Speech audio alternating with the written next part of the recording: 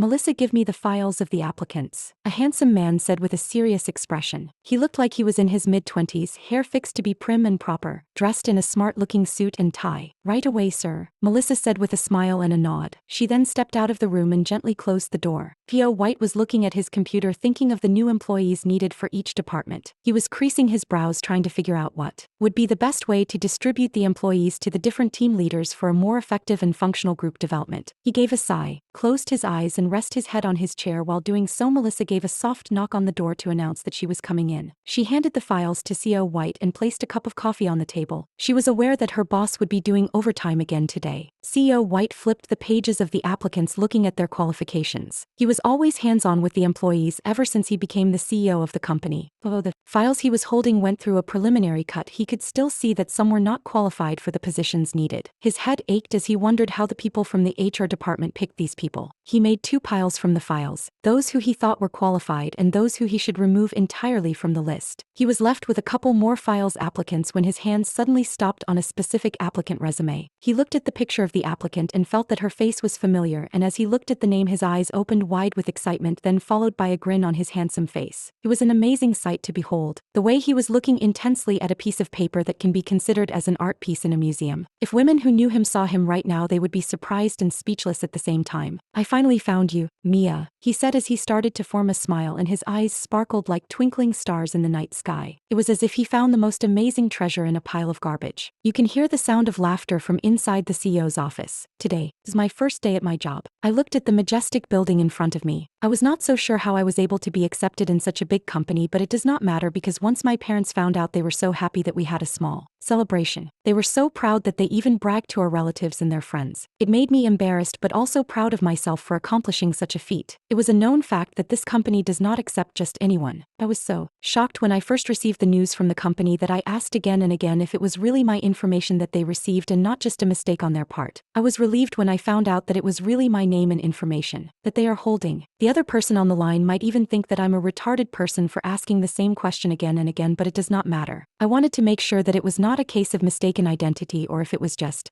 scams are a scary thing, and once they get you, then your future would surely fall in the gutters. I was aware that I graduated from a mediocre school with no honors or special mentions to my name. My face is as simple and normal as it can be, so I know they did not take into account my look, which is at best average. I have no special skills that I have mentioned in my application, so the worry about being accepted is quite founded. However, I had to take this first step into society with my head held up high because my first job is in this company, WW Technologies. Today I was wearing formal attire with a simple black blazer on top of my white blouse. My hair was in a simple ponytail that was being held tightly with a styling gel. Not a single hair was out of place because I made sure it was intact. I tapped my simple eyeglasses, which were sliding to my nose, to make sure it was in place. This is the moment of truth, Mia. I am now going to become a mature and independent adult as I step into society, fighting. I said this to myself while clenching my fist to pump up my spirits while going inside the automated door. At the top floor of WW Technologies building at a CEO White's office. Melissa, starting today I will be assigning an assistant to you. You will be responsible for training her and showing how the company works. CEO White said to her assistant Melissa without any emotion, with a straight face. Why, am I not doing a good job as your secretary? Melissa asked as tears are already welling up her face. Her breathing became haggard as if it was hard to breathe, and her face sunk into despair as it turned pale. CEO White replied, "That is not the case, Melissa. We have been classmates in college and I know you are overqualified for this position. I offered you the job of being a department head, but you vehemently disagreed and decided to stay with me as a secretary." Before CEO White could finish his sentence, Melissa reacted, "Then why? Why are you getting another assistant if I am already qualified to do everything for you?" Tears are now streaming on Melissa's beautiful face. She tried wiping away her tears with her hands and covering her face, but to no avail. The tears just won't stop. Her sobbing was the only sound that could be heard in the still and silent room. "Don't misunderstand, Melissa." CEO White stood up and took out his handkerchief while walking towards the crying Melissa. "I am not removing you from this position. Instead, I want you to learn to delegate the work to lighten your burdens in the company. You are only one person and the things you are doing are too much. This will also benefit your health and well-being." CEO White handed the handkerchief to Melissa, who finally stopped sobbing when she heard what he said. Melissa took a deep breath and muttered, "But I'm doing this on my own volition because I love you." Her head hangs low and her voice as soft as a mosquito. "Did you say something, Melissa?" Seo White questioned her while he was walking back to his chair to sit down. Melissa hurriedly replied, "Nothing, I'll do what you say then." Saying as if accepting the job given to her, she sighed with a heavy heart. Good. This is also good for you. You have been spending too much time in the office. This way you can have more time to spend outside with your friends, or maybe you can get yourself a boyfriend. Seo White beamed with a smile while saying these words. Melissa could only dumbfounded look at William's handsome smiling face. This unfeeling and cold-blooded man smiled at her for the first time. It was a genuine smile unlike those he showed to his employees or other people. Melissa's mind was now upside down, thinking that her relationship with William has become closer and that she has a chance to be more intimate with him. What she thought was not possible and was just her dreams might come true. Her thoughts wandered and her crying face was now blushing red as she continued her daydreaming. On the other hand, Seo White was thinking worlds apart from Melissa. He was excited that he will be able to keep Mia close to him and avoid other men buzzing around her. He now has a mischievous grin while thinking of plans how to get closer to Mia. Okay, Melissa, you can go now. Teach her to be your assistant. I would like you to handle everything and train her so that she will be able to handle everything and be as competent as you in her job. I am expecting this from you, Melissa, Seo White said, nodding his head and dismissing Melissa, while Melissa, who is still up in the clouds with her thoughts, did not even realize how she was able to get back into her own office. She was beside Seo White's office. It was designed this way so that if he needs her, she could at any time be by his side. Her one-sided love started since they were in college. The first time she saw William stepping out from the black Aston Martin sedan looking all confident while walking, without minding the stares of people as if they were beneath him, she could not take her eyes away from him. From his handsome face, his perfect masculine body, his long and slender legs which made him look like a model was very eye-catching at their school. It was not just his physical appearance which was attractive. He was smart and athletic. Although he did not join any clubs because he was busy with their family's company, it did not take away the fact that whenever he joined an event it would always be fully packed and sold out to people. People from inside or outside the school considered him their idol and the #1 pick for 4 years running as the most handsome and eligible bachelor at their school. She was only able to get close to him because they were in the same department and their projects would always coincide with each other. She always thought she was lucky, but now she was thinking that maybe it was also fate. Melissa always felt that she was not comparable to William, but in their company, she was the most beautiful person. She was elegant and graceful, her oval face with her clear and white skin which can only be described as perfect. You can see that. She took care of her skin as it was glossy and healthy. Her hair was shiny black and long that reached her lower back. Although she liked to keep it down most of the time, she would sometimes tie it up to different styles which can be considered as a different flavor, and all the males in the company would swoon over her. She graduated from the same prestigious school as William. Her scholastic achievements were only second to him. She was smart and her body was like a goddess. She had all the curves at the right places and her height was like a model. People in the company thought that they were the perfect couple as they were together most of the time. They could only sigh and appreciate the fact of how those otherworldly people can exist in the mundane world such as theirs. Working in the same space was a privilege other people could never get. I walked into this big majestic building trying not to let it intimidate my nerves. This is the first time that I'll be entering a company as big as this. I was not sure what to expect. I've seen television series where the poor people are being discriminated by the rich. I stopped my steps as I thought of these negative feelings, but there is no going back. I started my steps and it felt good. This made me feel like an adult. I reached the information counter on the first floor and said, "Good morning, I'm the new hire named Mia Hill." I tried to show my best smile and straighten my back to show confidence. The two front desk ladies then looked into the computer as if trying to find my information. "Good morning, Miss Hill. According to the information here, you are supposed to go to the 30th floor and look for Miss Melissa Ford." The young lady smiled elegantly and you can see her pearly white teeth while giving the information. "Thank you," I replied kindly and nodded my head as a confirmation. I then walked to the elevator door while waiting for it to open. While Mia was walking towards the elevator, the two young ladies on the front desk started talking about her. "This is preposterous. How come she was accepted to be Miss Melissa's assistant?" The first lady looked with a questioning gaze towards the other front desk clerk. Also puzzled, the young lady said, "How am I supposed to know? Did you see the information and job she was assigned? That was a newly made job assignment as it never existed before." Both ladies looking perplexed at the situation. "Do you think she is related to the CEO?" the young lady asked her coworker. But the woman was surnamed Hill. "I don't think that the last name is any way related to the CEO." She was trying to figure out something as if she was even remotely related to the situation. "Then is she related to anyone with the big bosses from the other departments?" The other girl with a questioning look then said, "If that was the case, then more people should be in this company that is related to the bosses. says, "You know that the CEO is very strict with the selection of new employees. If that was even the case, then she should have been assigned to their departments." The other girl nodded her head as if understanding everything that her coworker said. "I still think this is suspicious. Her degree and university are not even included in the top 10 elite universities in the country. Maybe she seduced someone who was higher up." The other girl looked flabbergasted by that statement. "Did you see her face? Are you blind? Do you think someone with that looks will be able to seduce the CEO? I mean, our CEO is super rich and handsome and he can get any girl he likes. He also has Miss Melissa beside him who is as gorgeous as a goddess." The two girls who were gossiping so early in the morning then heard a cough in front of them. They both looked towards the noise and were surprised to see their CEO in front of them looking at them with a cold gaze. "Stop gossiping and get back to work, both of you." That was all the CEO said as he went straight to the elevator. Both girls were now covered with cold sweat as they were surprised to see the CEO so early in the morning and using the same way as normal employees. It was known that in the underground parking area of the building there is a special elevator that was only designated for the CEO, which is why they were both surprised. The two girls looked at each other, sighed, and were feeling lucky that they were not fired because of the situation. They went back to work without mentioning anything anymore. The CEO, while waiting for the elevator to reach the first floor, was lost in thought. "This is bad. I never expected that the new position that I made will make the people gossip. I did not think this through, but it is too late to rescind what I ordered. I need to take care of this so no gossip will spread about Mia. What kind of person do they think Mia is? She is not a slut who goes around sleeping with other men just to get into a good position. I should know since I know her best. She has always been a kind-hearted girl who can get along with anyone. She's a righteous and conscientious girl." His appearance while thinking deeply caught the attention of the people around him. He forgot that he was not on his private elevator from the underground basement but with different employees, the ladies who were looking at him with hunger in their eyes. They looked like hunters that were willing to prey on the lonely lamb. On the other hand, Mia, who was looking for Miss Melissa's office while greeting the other employees, "Good morning," was thinking that her job must be the miscellaneous things like getting coffee and snacks for her supervisor or colleagues. That was what she usually saw on television shows, so she was under the impression that it was natural to be the office miscellaneous slave for the people in the office since she was the new employee. Mia once again arranged her clothes. She tried straightening some creases that she might have overlooked, her hair, her glasses, then she posed and made a fighting stance in front of the door before she knocked. "Who is it?" asked the person inside. "Good morning. My name is Mia Hill, the new employee," she said out loud. "Come in," the person replied. While Mia was entering the room and once she closed the door, all the eyes of the people from the same floor looked at her. They had incredulous looks as if they ate a bug that tasted sour. They then began to whisper to the person next to them. The men who were partly interested just turned their back as if nothing happened. An old-timer employee said to the person next to her, "Did you see that girl that entered Miss Melissa's office? I can't believe she got that job." Office Lady A replied, "I know, right? Did you see her forehead? You can land a helicopter with how big that is." Office Lady B interjected, "What do you mean helicopter? A plane might even fit there." Office Lady B continued, "And her clothes, seems that she got it from a different era. How can a girl like that work here and look so unfashionable?" The old-timer employee then said, "Never mind her looks, but she should at least wear proper clothes. Didn't she get a memo?" Office Lady A added, "It's okay to be plain, but you have to be presentable." That's right, said the other office lady as they chimed in with this early morning gossip. As Mia opened the door, to her surprise she found a luxurious-looking office. You can see that the furniture inside was well put together and the design was exquisite. "These must be expensive. I could probably live through 1 month with just the money I could get by selling that chair," she thought to herself as she looked at an ottoman. As Mia was looking at the furniture around her, Melissa was doing the same to her. "I thought that there was something going on when William said he's assigning an assistant under me. Aside from this girl looking plain, I can't see any defining features. He must have really thought of my situation and health." Once she looked at the girl from head to toe, Melissa beamed with a smile as she thought this. "Sit down, Miss Hill. I would like to discuss with you the duties that you will do in the company." Melissa, while saying this with a smile, pointed at a chair in front of her, giving this as a sign that she can sit down. "Thank you, Miss Ford," Mia said. This was the first time that she was able to focus on the appearance of her new boss and she was flabbergasted. Yes, she hasn't seen anyone as pretty as her in real life. She might have seen beautiful people on television but never face to face. What surprised her more was that her boss might be the same age as her. She couldn't help groaning in despair as she realizes that her boss' skin was so clear and smooth that you can't even see the pores no matter how hard she looked.